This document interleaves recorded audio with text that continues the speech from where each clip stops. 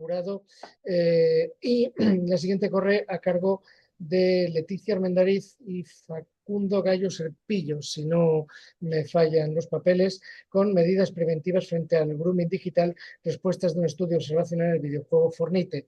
Es la primera intervención de la Mesa Comunicación 7, comunicando las realidades legales. Por favor, cuando queráis. Bueno, pues muchísimas gracias. La verdad que mi hijo, que también lo tengo aquí por aquí cerca, me sugería que utilizara un avatar para mi intervención y no había pensado en ello, pero hubiera sido una muy buena carta de presentación, sobre todo para el tema que vamos a explicar con mi compañero. Educar en el uso responsable de videojuegos. Bien, nuestra investigación demuestra que educar en ese uso responsable de los videojuegos es la herramienta más eficaz para prevenir el grooming digital. Esta presentación y el artículo que la acompaña forma parte de un proyecto de investigación que es más amplio y que tiene como objetivo central diseñar protocolos específicos de prevención, detección, respuesta temprana frente al ciberacoso sexual de menores, en concreto en las plataformas de juego en línea. Y en esta intervención nos vamos a concentrar en las primeras, en las medidas preventivas y en concreto en las medidas educativas. Bien, el marco jurídico internacional, desde la Convención de Derechos del Niño de 1989 hasta el Convenio de Lanzarote sobre protección de niños frente a la explotación y el abuso sexual infantil de 2007, sitúan la prevención en el eje de toda respuesta.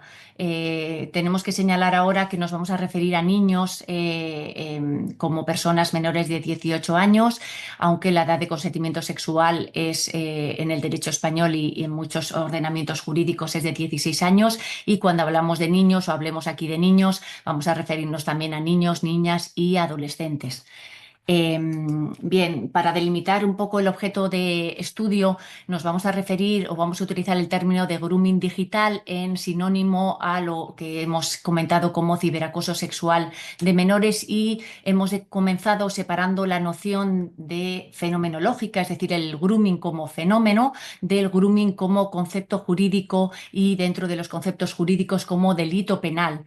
Y ello va a ser especialmente importante en materia preventiva porque, como os digo, muchas veces el delito está concentrado en conductas cometidas contra menores de 16 años, y nosotros en las medidas preventivas nos referimos a niño como toda persona menor de 18 años. Por lo tanto, aquí también este concepto va a ser importante. Bien, como fenómeno, el grooming es un proceso de manipulación de un niño por un adulto y es un proceso que es secuencial. Comienza con el contacto, sigue con unas fases de engaño, de manipulación, y podemos decir que tiene una de sus últimas fases, aunque muchas veces se fusiona con otras, en la captación del menor con fines sexuales. Estamos ante una actividad, una conducta que se basa en una relación asimétrica de poder, donde el adulto embauca al niño, manipula al menor, pero puede haber, fácticamente podemos encontrar casos de grooming entre niños o especialmente entre adolescentes, pero aquí hemos analizado principalmente el fenómeno en relación a un adulto y un niño. Bien, es un proceso de manipulación de un niño por un adulto con una finalidad sexual. Puede dar lugar a un encuentro con el menor donde se comete el abuso sexual o no, puede mantenerse en línea y obtener material de abuso sexual infantil autogenerado por el propio menor. En este sentido, nos encontramos ante un tipo de abuso sexual muchas veces sin contacto físico, que por eso se denomina o utilizamos el término de acoso. Un acoso con finalidad sexual y en un entorno virtual. Habitualmente este proceso se suele entrelazar con otras conductas o delitos, y por lo tanto se entiende muchas veces que es preparatorio. Por ejemplo, el grooming prepara al menor para el abuso sexual, físico o no, genera o es preparatorio de la producción de material de abuso sexual infantil, puede dar lugar a la extorsión del menor o puede llegar incluso a la explotación del menor.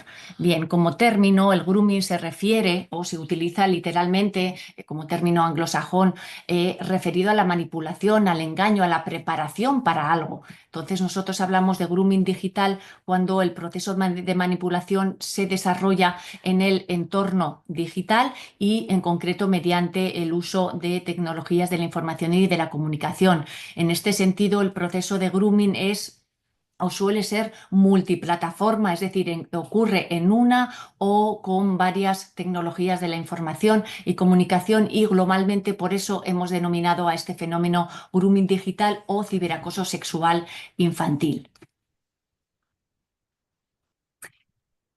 Bien, pasamos ahora ya al grooming en particular en los videojuegos, que es lo que hemos estudiado. En el ámbito internacional, los riesgos digitales que afectan a los menores se suelen clasificar en 4 categorías. Ahora estamos en una quinta ya, pero bueno, aquí nos hemos basado en 4 categorías de riesgos que se conoce como el enfoque de las 4C: riesgos de contenido, es decir, el acceso por menores a material que se considera inapropiado o incluso ilegal, riesgos de contacto relativos a la comunicación de menores con un tercero, con intención de causarle algún daño, riesgos de conducta, es decir, comportamientos perjudiciales entre menores o entre iguales, y riesgos de contacto, prácticas comerciales abusivas o manipulativas con respecto a menores. Bien, el grooming o el ciberacoso sexual de menores constituye un riesgo de contacto. Los delincuentes, los depredadores, utilizan medios tecnológicos como las plataformas de juego y las redes sociales para tomar contacto con los menores y más o menos progresivamente engañarles, embaucarles y captarles con fines sexuales. Al comunicarse en línea, el groomer, aunque no esté físicamente presente, manipula al menor y puede inducirlo a presenciar, ver o participar en producción de material sexual en línea. Este material, a su vez, puede ser visualizado por el agresor o bien utilizado como material de abuso sexual infantil para compartirlo en otras redes de pederastia. Una vez difundido en Internet, pues resulta sumamente difícil, extremadamente difícil eliminar este contenido, lo cual genera una posterior continuidad del abuso y un daño duradero para el niño. En algunos casos también puede llevar a que el adulto organice un encuentro físico con el menor con el propósito de cometer delitos sexuales en su contra, pero insistimos en que este encuentro cada vez más no tiene lugar y por lo tanto toda la manipulación, todo el abuso se comete exclusivamente en un entorno digital.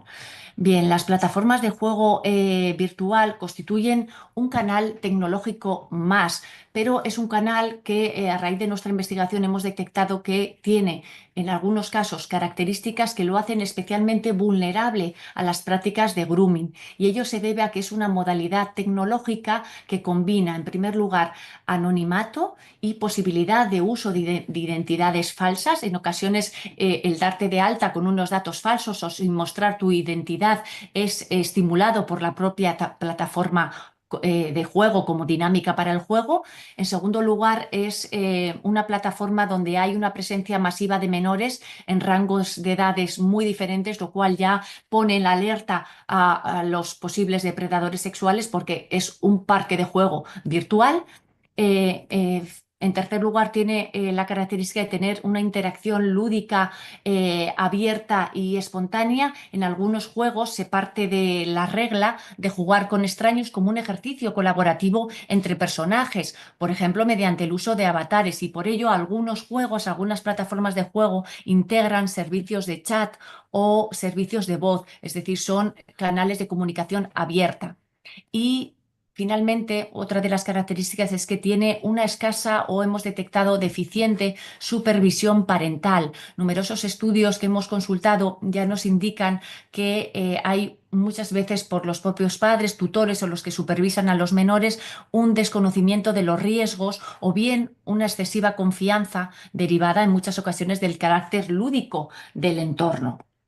Bien, ciertamente ello pues no significa que todos los videojuegos online sean juegos peligrosos, partimos también de esta premisa, sino que el riesgo depende del uso que pueda hacerse de sus funcionalidades, sobre todo en ausencia de controles eficaces. De aquí la cuestión de las herramientas preventivas.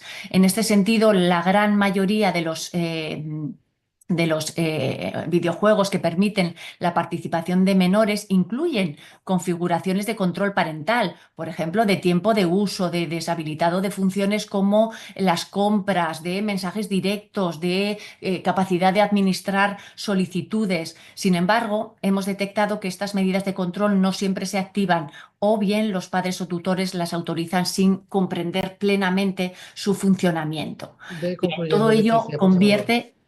¿Sí? que nos estamos quedando sin tiempo, Leticia, por favor. Sí. Eh, Pasamos entonces a la siguiente diapositiva. Simplemente aquí hacíamos un enfoque de cómo había pasado el grooming del fenómeno criminológico al delito y llegamos a la frase clave. Prevenir exige una corresponsabilidad, una estrategia eficaz de prevención ha de implicar a estados, a plataformas, a escuelas, a niñas y a los propios menores, aunque la responsabilidad de desarrollar políticas y estrategias de prevención corresponde primordialmente a los estados, su aplicación es una responsabilidad compartida con las familias, con la comunidad educativa y con las plataformas de juego. Los estados están llamados a crear un marco de supervisión, las empresas tecnológicas a incorporar la diligencia debida con evaluaciones de impacto infantil y la seguridad por diseño. El sistema educativo ha de jugar un rol de proporcionar alfabetización digital centrada en la prevención de riesgos y en tándem con ello las familias han de acompañar y orientar el uso responsable de la red por los menores. Finalmente llegamos al niño, a la pieza clave que ha de situarse en el centro de estas políticas preventivas. Los niños han de ser informados de estos riesgos digitales, ser educados para percibirlos, ser escuchados en la toma de decisiones y ser empoderados para reaccionar tempranamente en las primeras fases de grooming. Muy bien, si me lo permite la organización, voy a continuar 2 minutos solamente, ¿eh? 2 minutos cronometrados. Por favor. ¿Sí? 2 minutos. Como sustento empírico, hemos realizado una encuesta en diversos entornos educativos, instituciones, para medir el nivel de percepción. ¿Sí? El nivel de percepción de los escolares con edades comprendidas entre los 6 y los 16 años ante casos de grooming infantil en videojuegos. Los resultados no dejan margen a dudas. Tenemos un 28% de los menores encuestados que afirman haber aceptado invitaciones de desconocidos en entornos de videojuegos. Incluso un 45% confirma y asevera no haber recibido ningún tipo de instrucción por parte de sus padres en cómo actuar, cómo obrar en casos de ciberacoso sexual en videojuegos. Si vamos más allá, un 87% de los encuestados afirma que desconoce totalmente los mecanismos que dispone el videojuego para notificar y denunciar este tipo de escenario de riesgos. Fuimos más allá de las propias encuestas e hicimos una observación participante en Fortnite. ¿Para qué? Para, a raíz de esta observación, obtener una serie de medidas y propuestas en cuanto a herramientas y protocolos de detección y reacción temprana ante casos de grooming. ¿Qué hemos observado rápidamente? Tres cosas. Lo que nombraba mi compañera Leticia Armendáriz, el control parental existe en Fortnite, pero por defecto suele estar con niveles bajos. No está debidamente parametrizado y son los adultos los que tienen que coger luego la cuenta del menor y activar cada uno de los checks que vienen desactivados por defecto. Tercero, anonimato en la creación de cuentas. Me puedo crear una cuenta en Fortnite con una identidad supuesta y Fortnite no realiza ningún tipo de control sobre la identidad de la persona que ha generado esa cuenta. Tercero, y acabo, lo prometo, ausencia de trazabilidad en tarjetas monedero. ¿Qué significa esto? Que una persona puede comprar una tarjeta de Fortnite, aquí tengo una aquí al lado para mostrar a las personas que están aquí hoy presentes, pueden coger una tarjeta monedero, comprarla, utilizarla, pero en ningún momento se guarda la trazabilidad del uso de la tarjeta y sabemos, los que estamos en este tipo de investigaciones, que es una de las principales herramientas que utilizan los ciberacosadores para abordar a las víctimas menores de edad.